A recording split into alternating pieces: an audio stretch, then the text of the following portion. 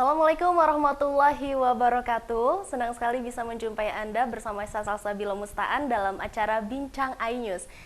Yang dimana kali ini kita akan membahas terkait dengan Universitas Terbuka. Dan hari ini saya sudah bersama dengan Bapak Rahmat Budiman SSM Hum PhD, selaku Wakil Rektor Bidang Pengembangan Institusi dan Kerjasama Universitas Terbuka. Halo Bapak. Halo. Dan saya juga sudah bersama dengan Bapak Dr. Andos Raden Sudarwo MPD, selaku Direktur Universitas Terbuka Mataram, ya, Bapak ya. Selamat sore, Mbak.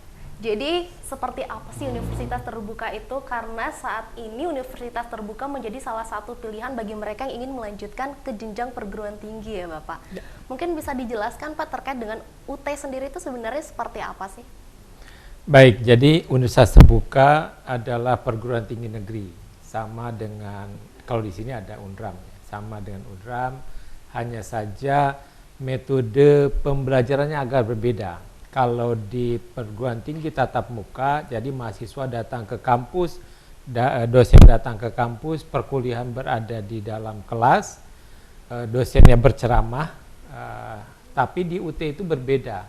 Jadi UT itu mahasiswanya tidak perlu datang ke kampus. UT yang menyiapkan bahan ajar yang self-contained, self-instruction, dikirim ke mahasiswa, mereka belajarnya di rumah. Kemudian UT juga menyediakan layanan bantuan belajar lain seperti tutoran online.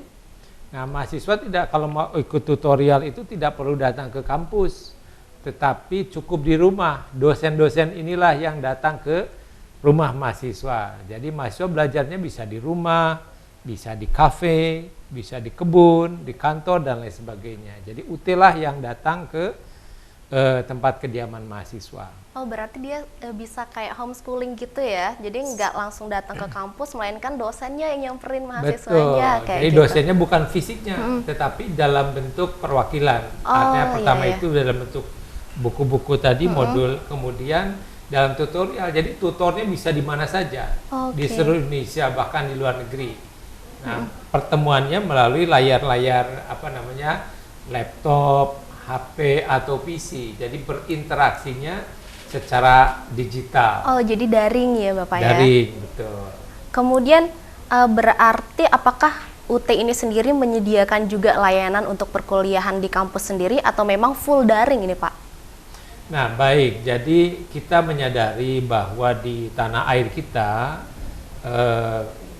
sebaran akses ke internet itu kan tidak semuanya tersedia.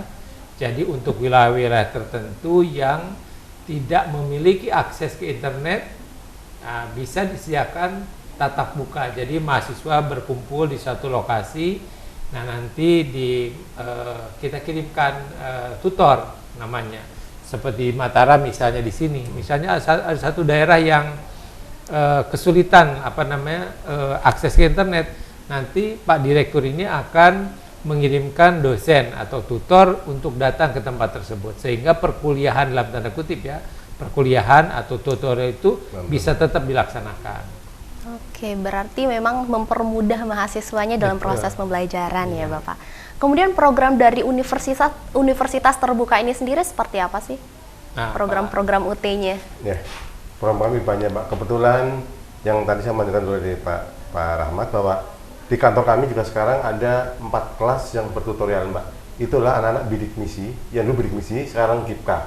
Ada akuntansi keuangan publik, satu kelas, kemudian ada manajemen, ada komunikasi, ada pariwisata. Itu kita adakan tutorial di kelas di kantor UT Mataram. Itu anak-anak bidik misi yang mendapat bantuan belajar.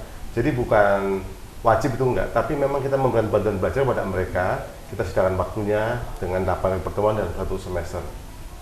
Nah, harapannya ke depan setelah kami di kantor baru di Jalan Sujoyono ini, Lingkar Selatan, dengan adanya anak-anak muda yang bertutorial, itu kan membuat kantor kami ramai dia Sabtu dan Minggu. Kebetulan kan ada sekitar 70 mahasiswa lebih yang ada di kantor untuk bertutorial.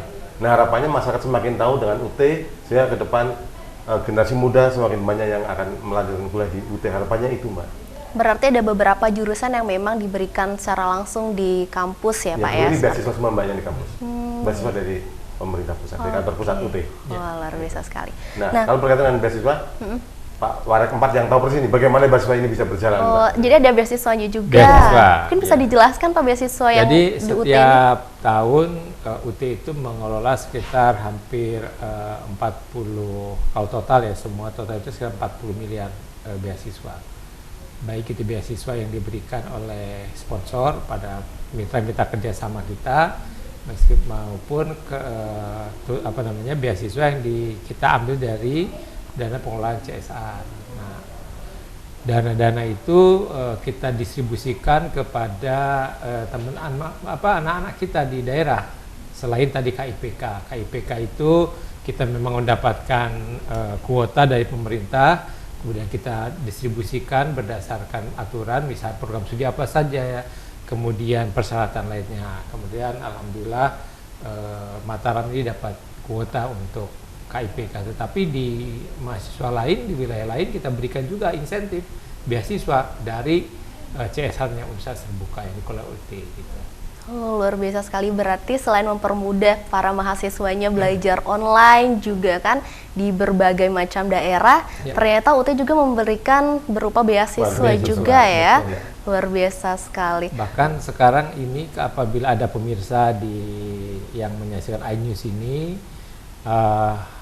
apabila ada yang tunanetra kemudian ingin kuliah, itu kita menyediakan beasiswa selama 8 semester, tinggal datang nanti ke kantornya UT, daftar, menunjukkan surat dari dokter bahwa yang bersangkutan itu penyandang tunanetra, kita beri beasiswa. Iya, Insya Allah ada Pak, satu orang. Oke, kita tahan dulu ya. Kita lanjutkan nanti lagi bincangnya. Sekarang kita break sejenak, jangan kemana-mana pemirsa, tetap bersama kami di Bincang iNews.